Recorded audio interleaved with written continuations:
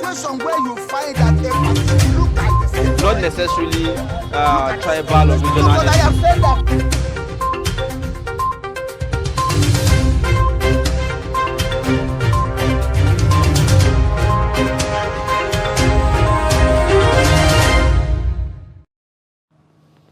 All right, thanks for staying. Time to take a look at the dailies on Daybreak. We will be beginning with the Daily Trust newspaper this morning. Emefiele resumes amid fear of arrest. The writer says DSS denies invading CBN. Tension over arrest unhealthy for economy, says expert. You also have inflation drops to 21.34%. MPC meets next week. All that on page 4. And then above the lead story, I will dismantle structures holding Nigerians down, Obi at Chatham House. That's on page 11. How customs lost 135 billion naira to NDDC in waivers, on page 19. 18 die in Kebbi truck accident, on page 7. You also have below the pictorial, Tinubu, Atiku, trade words over alleged corruption, conviction. That's on page 10. And then at the footnote, Sports Ministry investigates NSF medals table padding. 25 million Nigerians risk hunger in 2023, UN report. Bandit kill 3, abduct LG boss, 14 others in Katsina and Kaduna. These are the major stories on the front page of the Daily Trust newspaper today. All right, next we'll take a look at the Punch newspaper, and in keeping what we've just seen from the Daily Trust, the major story reads, Emefiele, DSS's running battle paused as CBN governor resumes. And riders here that says confusion as Secret Service debunks claims of arrest, and governor vows to work under president's direction. Emefiele will chair next MPC meeting, says a spokesperson. Now, details of that can be found on page 2. Now, going down the front, towards the bottom of the front page, DPO warned us hours before Vandy killed lawyer, says an inspector. And at the very bottom there, ASU may sue federal government over withheld salaries. Details of that can be found on page 10. Infidelity, Rivers man strangles, sets lover ablaze. And that's another story on the front page of the Punch newspaper. INEC office attackers kill policemen, guards defend facility. And you can find details of that on page 8. Going towards the top of the front page, besides the masthead, talking about politics now. Graft video, Tinubu PCC demands Atiku's prosecution and PDP protests. You can find details of that on page 2. At the very top there, oil blocks licensing to end in April, according to the federal government. And talking about the economy now, inflation drops slightly, production costs remain high. And states LGs meet RMAFC, want higher revenue. And you can find details of that on page 20. Now, these are the major stories on the front page of the Punch newspaper. All right, now let's take a look at the Nation newspaper, where you have the lead story says, APC-PCC seeks Atiku's probe for fraud within 72 hours. Petitions, EFCC, ICPC, CDB, ex-VP unfit to contest. PDP fires back. Why new revenue formula plan can't work, by RMFC rather. You also would have other stories above the masthead. Soludo's Shoti proposal splits Kanu's family IPOP. You also have slain Catholic priest survived Madala bombing, kidnapping. You also would see other stories. One killed in INEC office attack. NBS inflation rate dropped from 21.47% to 21.34% in December. 18 die in road accident. These are the major stories on the Nation this morning. All right, next we'll take a look at the Guardian newspaper, and it carries this major story on the front page. Subsidy, stop 100% fuel importation, Labour charges government. And riders here, it says local refining is way out, says Pengerson. Government using subsidy to blindfold masses, says Okun, and declare state of emergency. Probe on subsidy, says Omoijiade. Labour to resist presidential candidates calling for removal, says NLC. And going towards the bottom of the front page there, talking about politics, Atiku Obi fault bad leadership, restate plans to salvage Nigeria. Details of that can be found on page 6.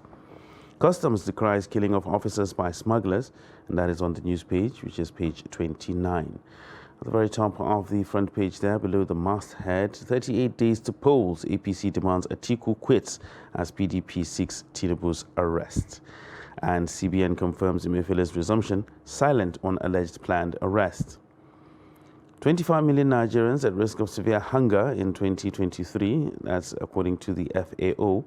And Kogi government rejects Monarch's reply to query. Details of that can be found on page 29. Now, these are the major stories on the front page of the Guardian newspaper. All right, now let's take a look at the Leadership newspaper.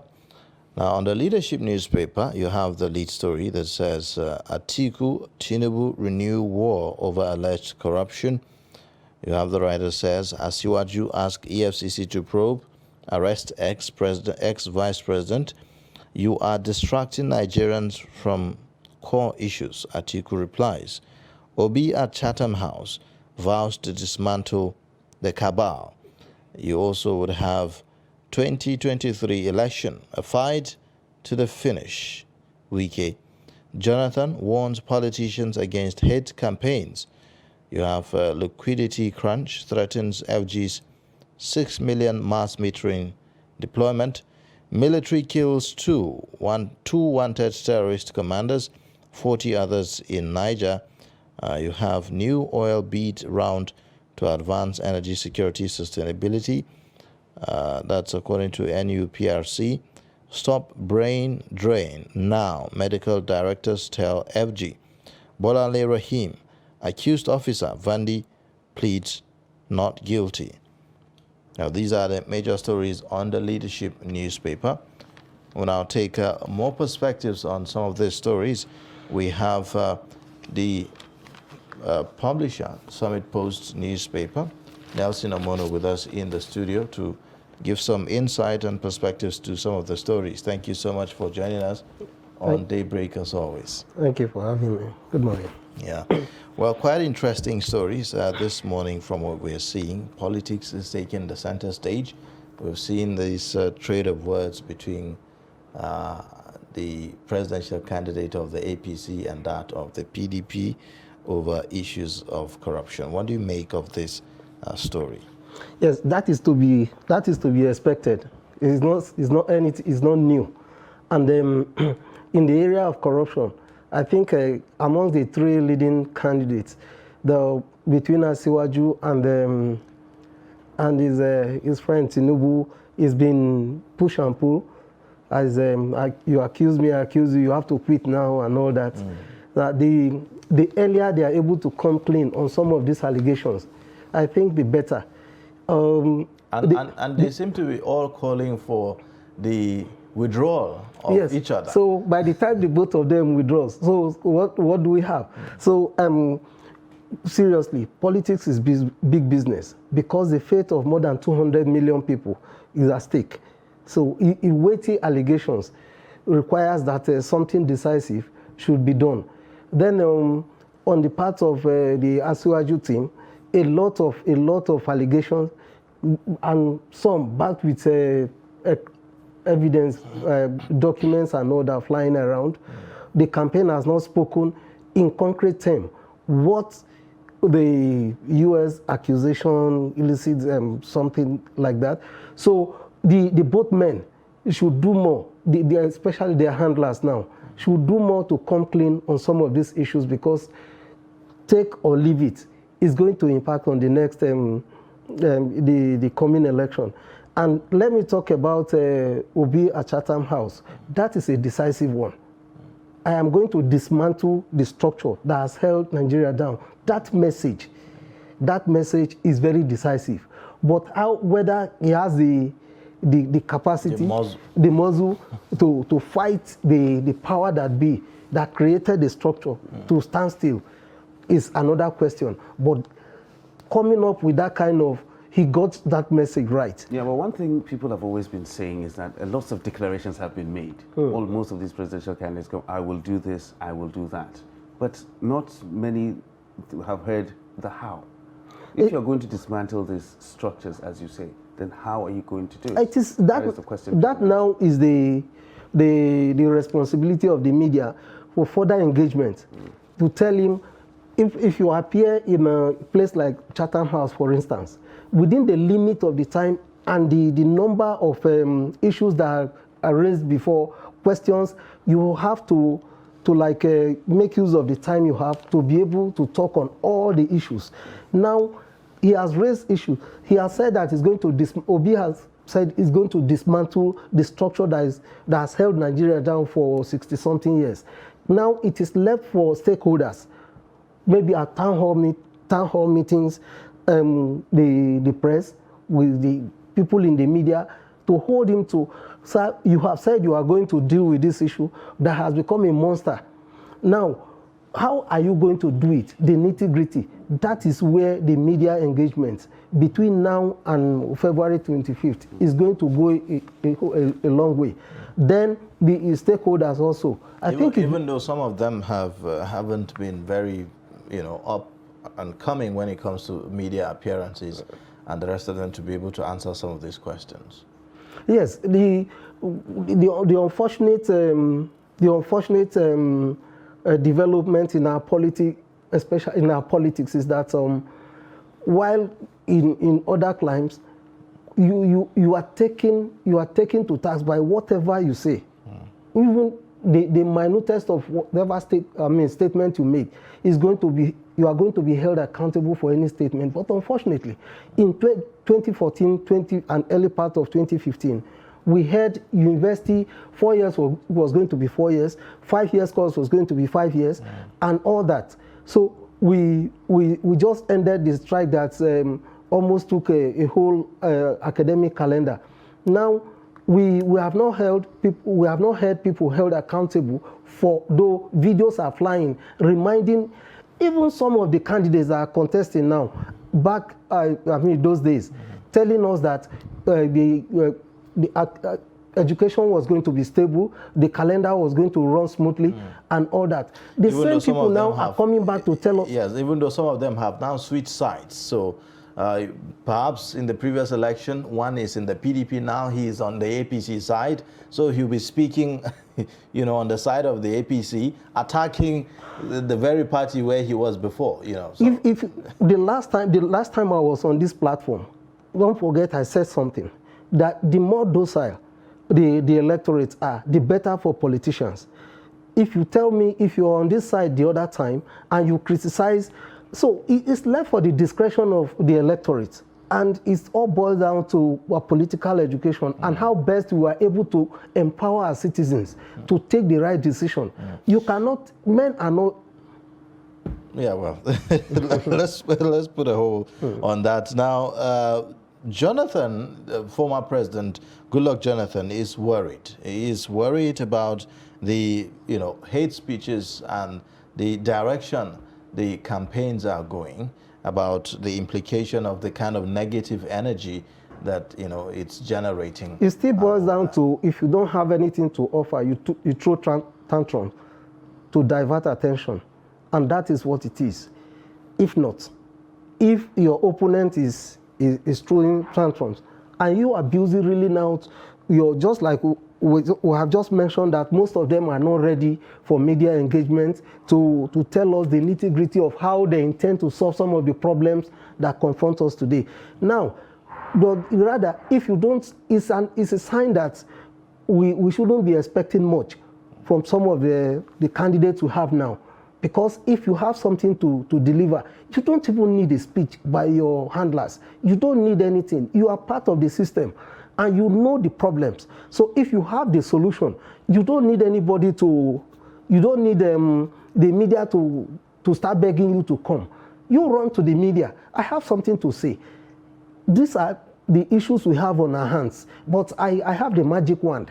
This is how I intend to handle this. If you pull this here, I will go this way.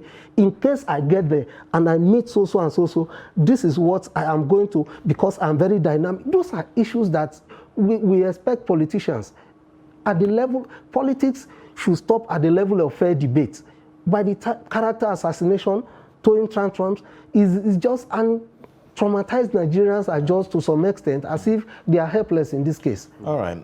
We also have another story here on the front page of the Guardian newspaper about the Kogi, query, Kogi State government query to Ohinohi.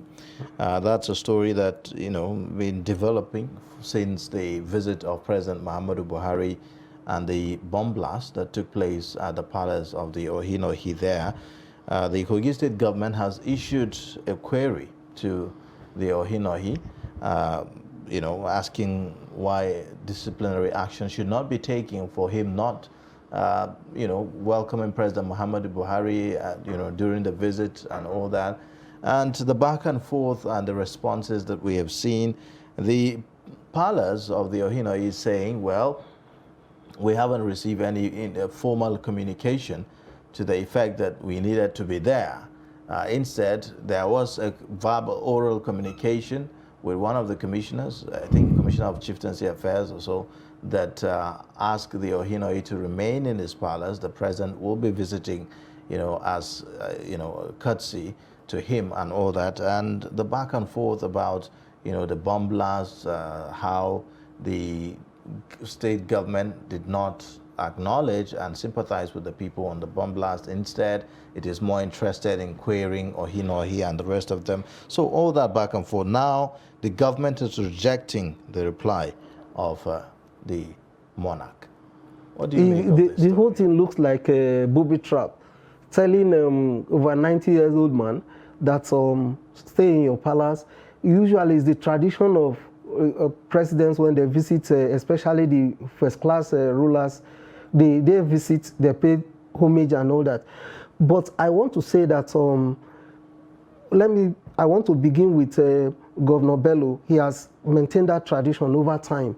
And you discover that before he came, Kogi was like, because of the hinges, it's bordered by about nine states. So it's hotbed for insecurity and all that.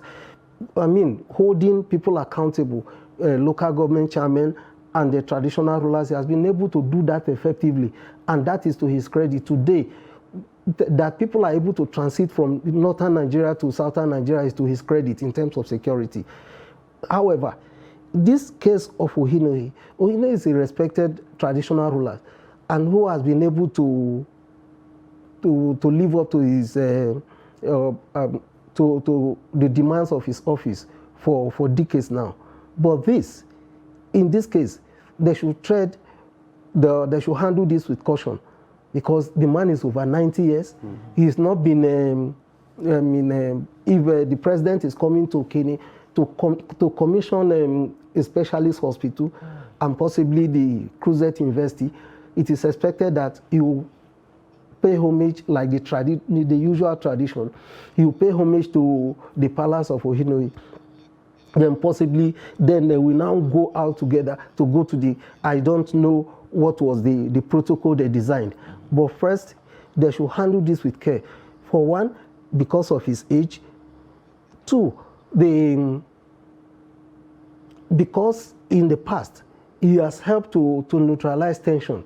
He's a man of moral strength. And I think the state government should handle this with care. Especially coming at a time that the governor is in his final year, and that is his traditional ruler directly. That is his direct traditional ruler, and I think a lot of caution needs to be applied here. All right. Well, talking about caution, and this time when it comes to the economy, there's a UN report now that is saying that about 25 million Nigerians are at the risk of hunger in 2023. Now, that is according to the UN. Are we taking this seriously, or should we even take it seriously in the first place? And if so, are we? With all seriousness, we're all very hungry. Yes, if we don't need a UN report as much as these are global institutions. that needs to be respected. And this should be taken with all seriousness it deserves. But we don't need a UN to tell us that there is hunger in the land. If you have neighbors, the best way to articulate this is to look at the people around you. People who were doing fairly better before, now having to from time to time, whisper to others to be able to assist them to stay up. And I think we should take this with all seriousness it deserves. But my reservation is, coming at this time provides Nigerian electorates the opportunity to really interrogate. Let us not trivialize. Election is the life of any nation. Yes, because that is where, see, a buck stops on leaders' table. That's President Harry Truman, in one time United States president, said the buck stops here. As a leader, the buck stops on your table. And if this quantum of Nigerians are hungry, and it's coming from the United Nations, one, we should take it very serious. The second is, coming at this time provides us the opportunity to really scrutinize, to ensure that we do the right things, especially going to the polls on 25th of February, to be able to, if we are looking to mitigate this hunger, to be able to let there be a change of narrative. Of course, February 25th, 2023, this year, we must, like we're talking of next month now, please, we should do ourselves the favor of, changing the tide by looking among these people, especially the PDP, the APC, Labour Party, and possibly NNPP, to select the man we think that the kind of leakage that is in the system, that is anti-poor, that can change the narrative, that will make people fat cow, then while others are lean cows. It can be done. But please let us do ourselves a favor. We have the UN.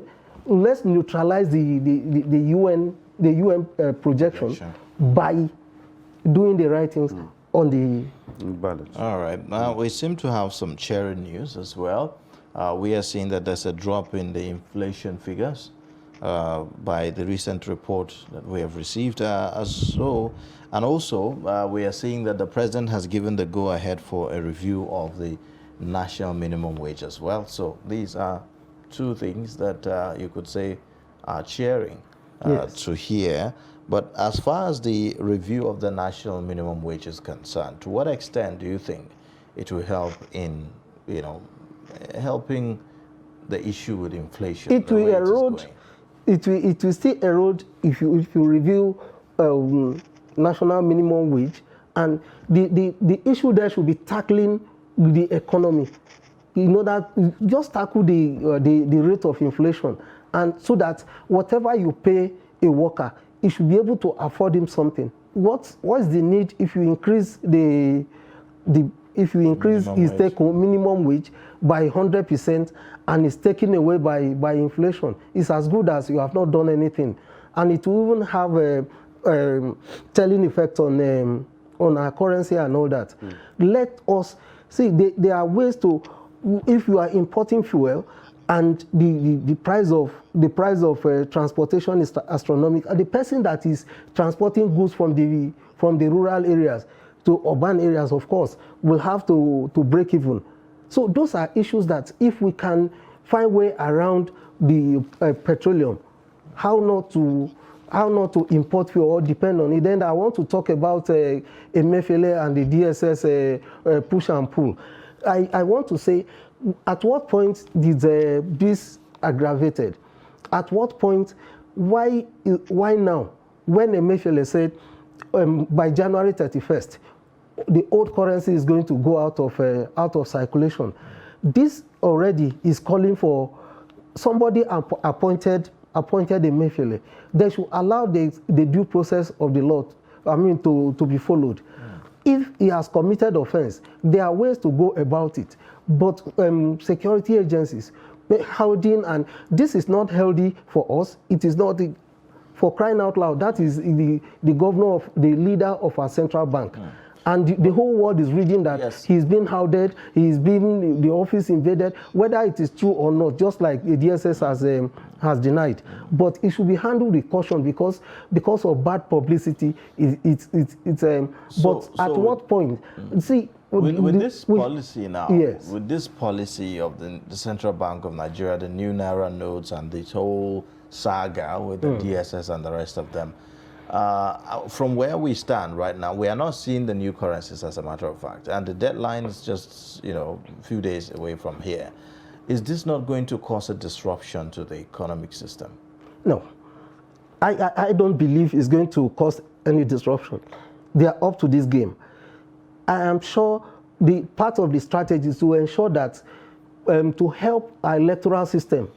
This can also help our electoral system, whether we like it or not. As a people, there's a price to pay for whatever change that we want to see. But what people are asking is, where are the new currencies? When is it going to be out? As at yesterday, because I personally, I was at the ATM yesterday, and 60% of what I withdrew was in new currency. And I'm sure that between now and the end, immediately I start seeing it as, okay, we're getting it now. That is to say that between now and the end of the essence is that they don't ensure that this money don't land. You are here, and we're all witness to how the volume of money that people stack in their homes since 2007. See, whatever we must do to ensure that we get these people, we get these people at their game is welcome. If that is the price we have to pay as a people to get things right, why not? Election is just some few weeks from here, a month and like 2 weeks. So if the authorities want to curtail the use of money, and that is what people has banked on to bulldoze their ways to power. And if the electorate don't actually have money, if they are not liquid enough, don't you think that will open the door for enticement when the politicians actually come and entice? They have not. No Nigerian has said that he went to buy something and he was not able to buy. Nobody has rejected the old note. Yeah, but we have now in February. So today is 17. They are about we still have 2 weeks to. How long will it take the CBN to disburse the channel through which money comes to people at the banks? And CBN is the head of the banks. When banks return, it may be that a week to go or whatever, as the CBN no longer give out old notes, then the new note, yeah? The danger is that we have rural communities. You could say, well, in the urban centers, it's much easier to disburse this new How much is the person at the rural areas having in his... No, but how do they, you know, for some of them, they do not have banks close to where they are. That's one. And so you find situations where people have the old currencies, and perhaps it's a day or two to the deadline, and they are unable to get the new currencies. Like I said, wherever banking has been made easy in Nigeria, CBN has done something with this point of sales service. I am from a community, and right now, the distance between my community and the next bank is like 3 kilometers, and there are people who operate money like POS and all that. So moving to the next bank where they go to change their money, like I said, there's a price to pay, and even the local people, as of today, where is that currency that you stash in the house that you cannot go to a POS to deposit it? Then the POS see, overall, this will help our next election. All right. And I'm sure that some people, some interest are on the neck of this the CBN boss because of this policy. But if that is a price we have to pay, we are ready. So be it. All right then. Well, there are other stories. We've seen also yet another attack on INEC office in Enugu State, where a policeman was killed in the process and all that as well. This is just a few days to the general elections. We are counting less than, just a little above or a little 38 days more than a month or so, to the general elections, and this has continued. What do we do? Now, that is the failure of intelligence community. If you are gathering intelligence, like for instance, if this has become one too many. And up till now, we have not seen or heard certain people or group of people held accountable for the bombings, the arson on INEC offices, the attacks and all that. It's just something, it's about interest. And I think we should leave it at that, because I don't know why we should have incessant attack when few persons are used as scapegoats. The rest we know that the authorities are not the authorities are not joking. And we keep hearing from INEC itself, and of course from security agencies, that the election is not in danger, that everything will go on as planned. They haven't told us how, but still we're hearing that. But is what we're seeing an indication of that? No, the intensity of the attack will never and can never impede the success of this election. Why? Because in 2015, when the epicenter of Boko Haram in Borno State, there was still elections. So we are still going to have elections. Whether if the intention is to stop election, is coming too late in the day. So they cannot defeat the state. The problem is that, like our intelligence community, they are doing their best. They have tried to stabilize the country, but I think they should, in the area of targeted attacks on INEC infrastructures or facilities is something they have to beam their searchlight on. So especially now that we have weeks, about 5 weeks to the general election. All right. All right, thank you so much, Nelson Omono, publisher, Summit Post newspaper. Thank you for joining us on Daybreak and sharing with us your perspectives on these issues. We appreciate it. Thank you. All right, now we'll take a short breather, and then when we return, Daybreak will continue on the hour. Join us again. But in a situation where you find that a look like this, Not necessarily tribal or regional. because I have said that